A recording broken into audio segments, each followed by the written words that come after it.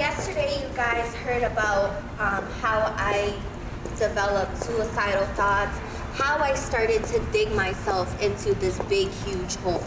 And today, you guys are gonna find out how I dug myself even deeper into the hole that I had already started to dig up.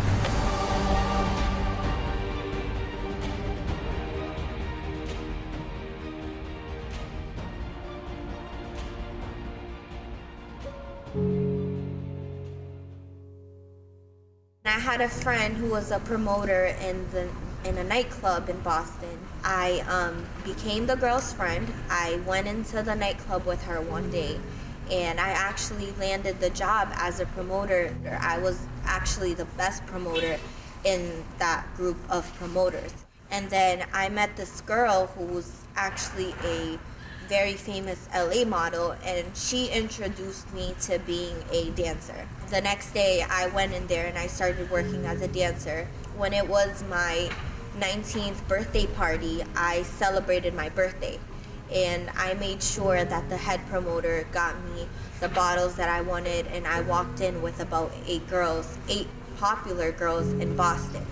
And that day I was introduced to a manager, a really famous manager in Boston, who offered me a 1-year contract to be his model. I went to his office, I signed the contract, and from then on, I was She's Danger. My Instagram was She's Danger, my Facebook page was She's Danger, everything about me was Danger. I was now getting paid to shoot. I was now getting paid to be in different singers, rappers, music videos. I was now in the cover of magazines. I was now in the cover of different very famous websites.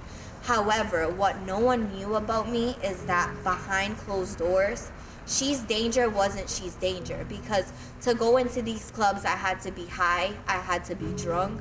I couldn't go into these places sober because I wouldn't be that persona that they wanted me to be. I dealt with depression, I dealt with anxiety, I dealt with fainting. I would faint in the middle of nowhere. I dealt with cysts in my ovaries. It was a really big problem because out of nowhere I would, have really strong pains in my ovaries, which led me to being in the hospital for days at a time. My life was literally destroyed. Everyone in the nightlife that seems to be happy behind closed doors, I can assure you that they felt the same way I did. Empty, alone, vague, none of those things. Money, fame, diamonds, expensive cars, expensive clothes, expensive shoes, tons of girlfriends, tons of boyfriends. None of those things can fill the void that they have inside, because I had the same void inside of me as well. And none of those things filled it. Stay tuned, because tomorrow I'll get into my real transformation. I'll get into what was able to fill that void that I had inside of me.